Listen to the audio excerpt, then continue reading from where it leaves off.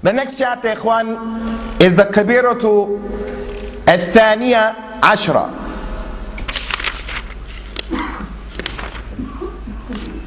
أو الكبيرة الهادية عشرة الفرار من الزحف. The next kabira, major sin, is the major sin of running away from the battlefield.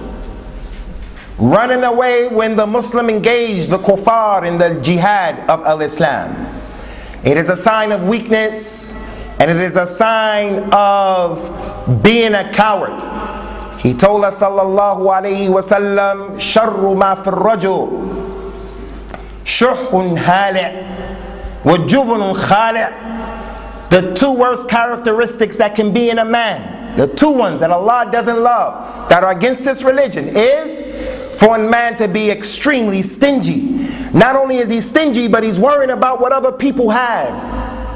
He himself is stingy and greedy, and he wants to keep his money, but he also worries about who else has. Does he have more than him? And so forth and so on. He's racing people. That's a terrible characteristic.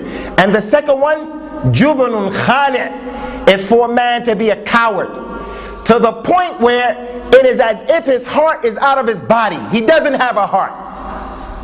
He doesn't stand up for his deen, doesn't stand up for his principles, doesn't stand up for his women. He is a man who is extremely cowardly in his behavior. Two characteristics that Allah Azza wa Jal doesn't love. So from the major crimes and sins in al-Islam is for the Muslim to run away from the battlefield. Al-Imam At-Thahabi brought an ayat and a hadith. Only one ayat and one hadith. The ayat from Surah Al-Anfal. Allah Ta'ala said, وَمَنْ يُوَلِّهِمْ يَوْمَئِذٍ دُبُرُهُ إِلَّا مُتَحَرِّفًا لِقِتَالٍ أَوْ مُتَحَيِّزًا إِلَى فِئَةٍ فَقَدْ بَاءَ بِغَضَبٍ مِّنَ اللَّهِ وَمَأْوَاهُ جَهَنَّمُ وَبِئْسَ الْمَصِيرُ. Whoever runs away from the battlefield on that day, and he gives the kuffar his back, and he starts to run away, except the one who was running away in order to do a strategy of war. He wants to make the kuffar think that he's scared, so he's going to go this way to entrap them, and we're going to catch them the other way.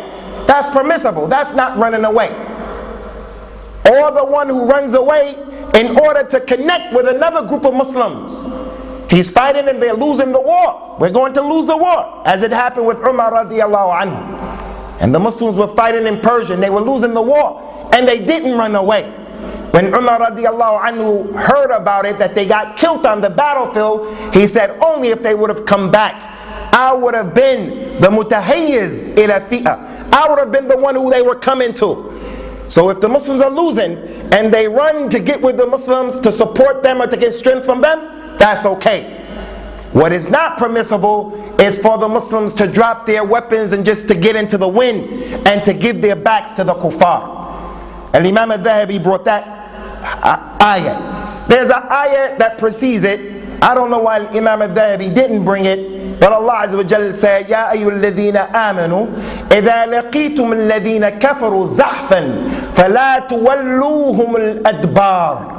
Oh, you believe, if you meet those people, disbelievers, in the battle, then do not turn your backs to them. وَمَنْ يُوَلِّهُمْ يَوْمَئِذٍ دُبُرُهُ. And whoever turns their back and gives their back to him that day, except the one who is doing it for a strategy of war, or he's doing it in order to connect with another group of Muslims, then these are the people who will be in the hellfire, and what a terrible end. Ikhwani, I want to take this time out again to remind myself and to remind every single Muslim here. Whether you have white in your beard or whether you are a young person, especially the young ones from amongst us, we are ummah of du'afa now.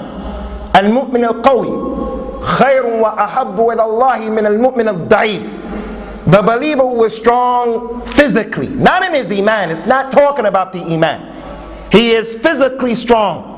He is more beloved to Allah and better than the believer who is weak, out of shape. He's not athletic, can't move. Because the one who is strong has the ability to get out and work, to help the ummah, to support the masjid, to help the du'afa and the fuqara. The one who is strong has the ability to raise the flag of jihad and participate in the jihad. Weak people, they say, oh, it's too hot. Oh, it's too far. Oh, it's too dangerous. There are those people today who have gone to the extremes as it relates to the jihad. One extreme is everything is jihad, and jihad is about only spilling blood. There's no fiqh to it and no justice. And then the other extreme is the apologists who say there's no jihad in al-Islam unless the Muslims are attacked, and that's a lie. It's a lie, similar to the lie if a man wants to get married to a second wife, he has to get permission from the first wife. The first wife can't have babies. There has to be a problem with her. All of those crazy ideas come as a result of weaknesses in the Muslims, physically and the way we think. Allah Ta'ala mentioned in the Quran about the middle course of al-jihad, and it is from our deen. وَقَاتِلُوهُمْ حَتَّى لَا تَكُونَ فِتْنَةً وَيَكُونَ الدِّينُ لِلَّهِ. Fight them so that there will be no fitna and the religion will be for Allah. Fight them so that there won't be any fitna. Shirk won't run rampant in the earth. It's your responsibility to stop that. And also the fitna of oppression, one people oppressing another group of people. Allah Ta'ala mentioned in the Quran, وَمَا لَكُمْ لَا تُقَاتِلُونَ فِي سَبِيلِ اللَّهِ وَالْمُسْتَضْعَفِينَ مِنَ الرِّجَالِ وَالنِّسَاءِ وَالْوِلْدَانِ الَّذِينَ يَقُولُونَ رَبَّنَا أَخْرِجْنَا مِنْ هَذِهِ الْقَرْيَةِ الظَّالِمِ أَهْلُهَا رَبَّنَا اجعل لنا من لدنك وليا واجعل لنا من لدنك نصيرا. Wallahi, that's our brothers in Kashmir. What is wrong with you that you don't make jihad in the cause of Allah when the weak men and women and the children, those who say, oh our Lord, help us and get us out of this city whose people are oppressive, this country, this land, the people are oppressive, we're being oppressed, and make for us, send for us a helper from yourself, send for us a wali and a person who's going to help from yourself. That's our brothers in Kashmir. That's our brothers across the globe. How in the world can a Muslim sit back and say there's no jihad at all? To mention the word jihad makes people afraid, and that's the dua of the Muslims. And the Muslim is a brother to another Muslim. And none of you believes until he wants for his brother what he wants for himself. And those of us who have relatives from Kashmir, and we have relatives from other hot spots in the Muslim world who have been oppressed and killed, your taste in that fitness is not like the one who is sitting here and he's fat and his life is easy. There's no jihad in al-Islam.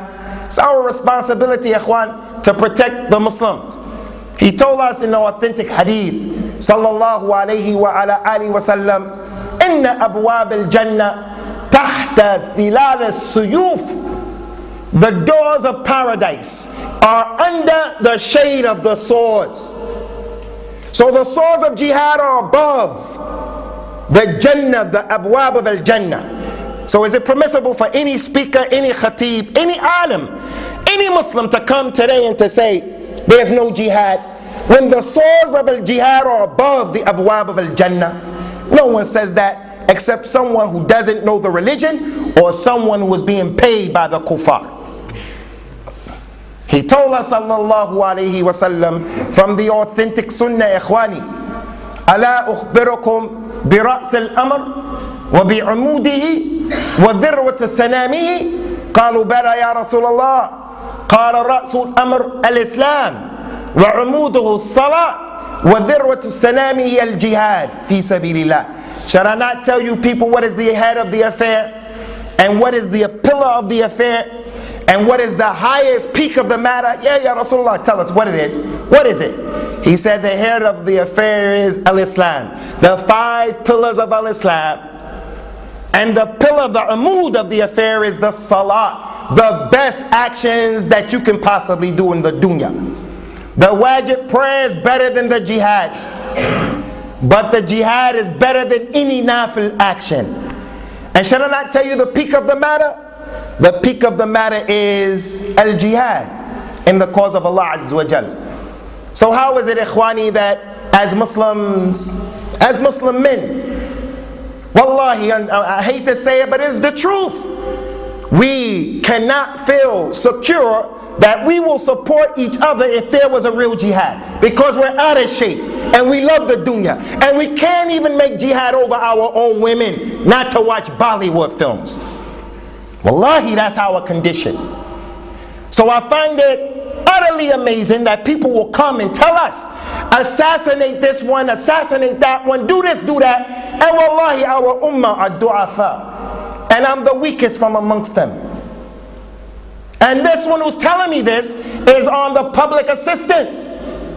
And the kuffar bring that out.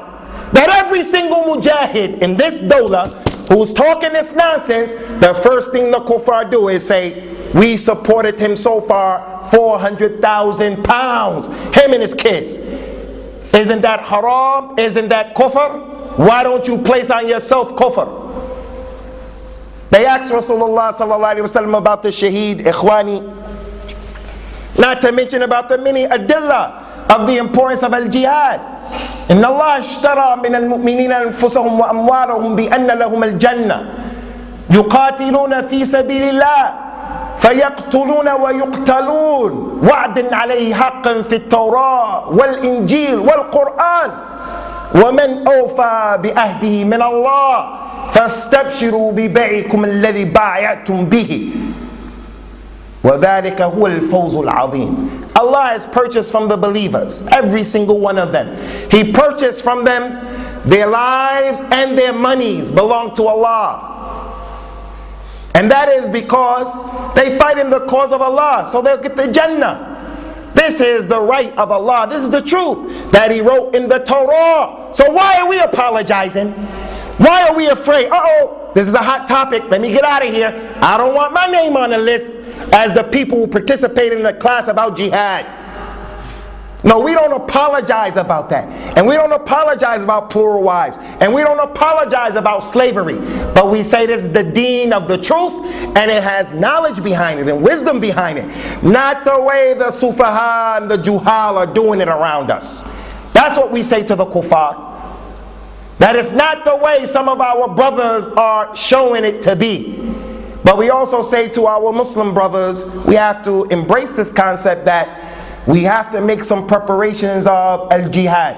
One of our little kids told me in the class, Abu Usama, you know, I can eat 4 chapatis with my lunch. 4. I said, 4 chapatis? He said, yes, my dad can eat 8. So instead of teaching the kid about being a man and being rough and being tough at the proper time, he's bragging about how many chapatis his stomach can hold. So Allah Azza wa Jalla, ikhwani, has purchased from all of us our lives and our monies. And jihad is from this deen, and the reward is the paradise. So the adillah of jihad are too many from the Quran and the Sunnah. Put all of those adillah aside and just deal with the shuhada. Get in the shahada in the religion of Islam. They have the highest place in Jannah. The highest place. Not only that, the man came to ask Ya Rasulullah, the one who's a shaheed, does he have to deal with the fitna of the qabr? Is his side going to be smashed into the other? Does he have to deal with all of the torment that's going to take place in the qabr and the fitan? He says, sallallahu alaihi wasallam, kafa bi bariqat as-suyuf ala ra'sihi fitna. It was enough. The glimmer of the sword that was over his head, that's enough fitna for him. The fact that the man put himself out there with the ultimate sacrifice, left his kids, his family, put himself in harm's way for his deen, that's enough fitna. He will not get the adab of the qabr and the fitna of the qabr. That's for the mujahid. No one else. No one else. Ash-shaheedu yashfa' fi sab'in min ahli baytihi. The shaheed will be able to intercede for 70 people from his family members. Do you think his mother is not going to be the first one?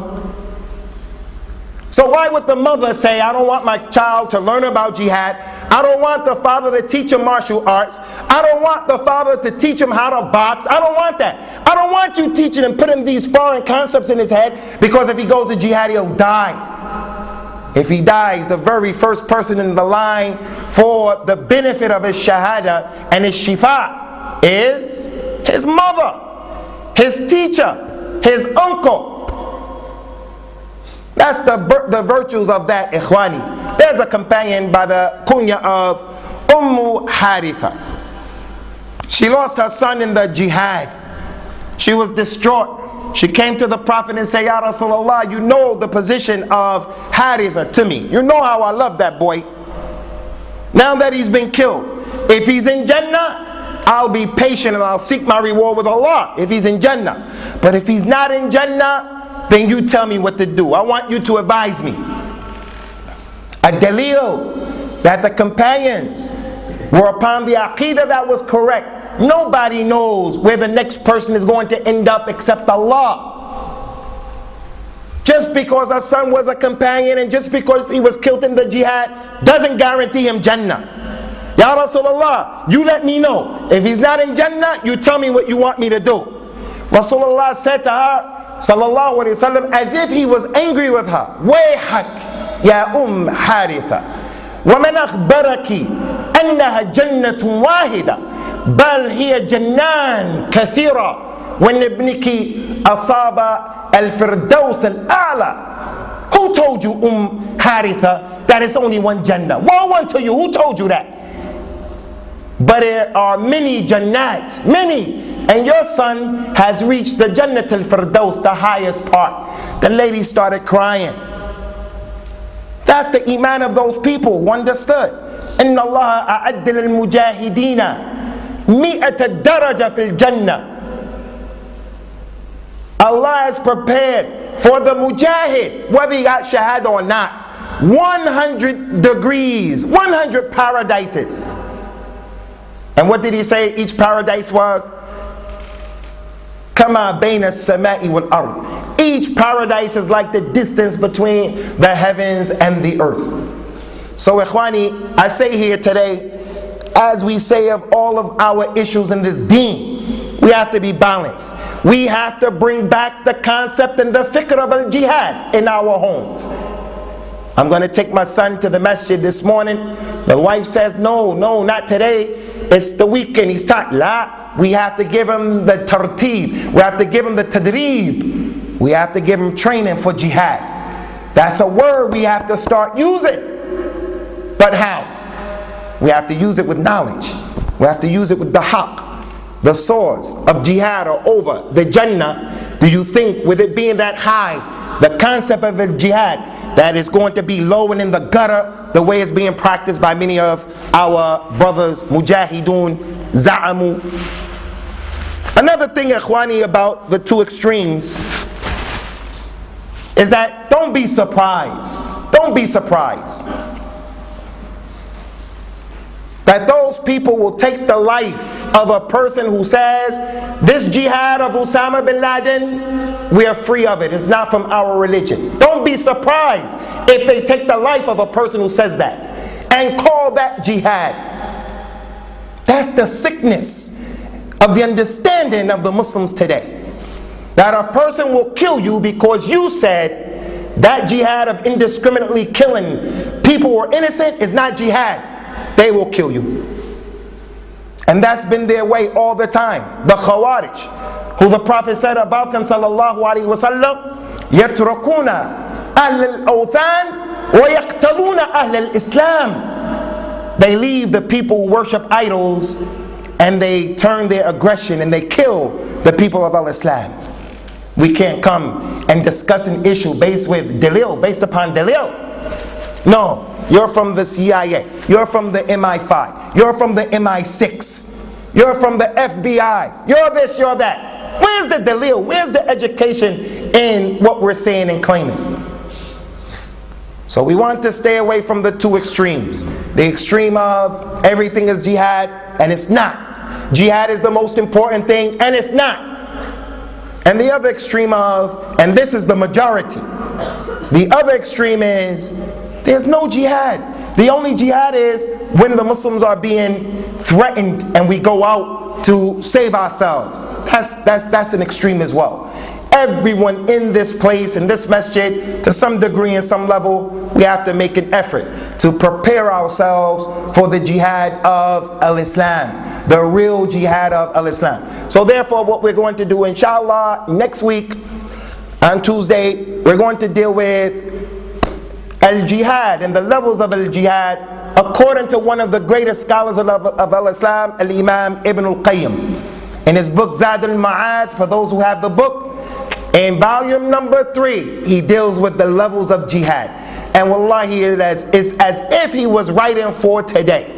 And no one can come and claim Ibn al-Qayyim is mumayya. He's a person who washes things down. He was a mujahid. He was a mujahid against the Tatars.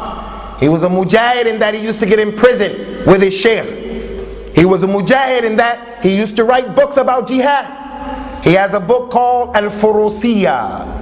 Al-Furusiyya means being a warrior. Being a warrior. So when we look at the Muslims, we do not accept what took place recently when the Quran was disrespected by the kuffar. The Quran has been consistently disrespected in their war against terrorism. So what did the Muslims do? They took to the streets in Afghanistan and Pakistan, and Muslims lost their lives. We say no one should lose their life for something like that. Your life is more valuable to Allah Azza wa Jal than that. But going out into the streets and feeling that kind of thing, understand where that's from. Black Hawk Down, understand where that's from. Muslims used to be warriors. But today, that word, warrior, furusiyya, it makes people afraid. What's going to happen? Wallahi, if a person were to get arrested today, and they lied on you and put you in Guantanamo Bay, that's very difficult because it's something I didn't do. It's something I don't believe. I don't believe in blowing people up. But if they arrest you for saying, I'm not bending the rules for the religion. There is jihad in Islam, but it has a certain way. Getting arrested for that is a little more easier because that's our deen. So when we come to the chapter, Kitab al-Kaba'ir, we have to jump over the chapter of jihad out of fear. No, this is our religion, and prepare yourselves because the time is going to come, ikhwani, the time is going to come when you're going to have to put up. So prepare yourselves. As it stands right now, we're not ready. So we're going to stop here, and we're going to encourage all of you brothers to join a gym, watch what you eat, start exercising, stop watching TV and those shows that only are designed to make people stupid. What intelligent man would sit and watch Big Brother? I ask you by Allah, what intelligent man would sit and watch that nonsense? What intelligent man? I'm not encouraging anyone to watch it because it's haram. It's all haram. It's a waste of time. But for those who have seen it and you see what it's about, who in his right mind will watch that? And unfortunately, the Muslims follow them in everything that they do. There's an Arab version of Big Brother. There's an Asian version of Who Wants to Be a Millionaire. This is the way we are. If the kuffar have it, white people have it, Caucasians, Europeans have it, it must be good. We have nothing against white people and Caucasians, except that they do not determine for us what's success, what's happiness, what's intelligent. So join the gym, ikhwani, you older men from amongst us, you elders. We have to start to become more conscious about what we're eating, how we're resting, and we want to prepare ourselves for the real jihad, the jihad of the Quran and the Sunnah when the time comes. As it relates to jihad, no one in the United Kingdom has the authority to claim this is jihad or that's jihad. Jihad is determined by the scholars of al-Islam, and when they determine it and they claim it, then we don't care what these kuffar have to say about that. We don't care what they have to say about it. In Guantanamo Bay doesn't deserve to be in Guantanamo Bay, and we make dua for our brothers in Guantanamo Bay. Some people put themselves there. Others are there with dhul. But whatever is the case, all of them are being oppressed. So we ask Allah subhanahu wa ta'ala to protect the real mujahideen of this ummah, for verily they are the best of the people, and to make us those people who are following them, but on the siratul mustaqim with what is balanced. أقول قولي هذا وأستغفر الله لي ولكم ونسأل الله تعالى التوفيق والسداد. سبحانك اللهم وبحمدك وأشهد أن لا إله إلا أنت أستغفرك وأتوب إليك. Everything that was said here today is my personal understanding. Me, no one else. Wallahu a'la wa a'lam.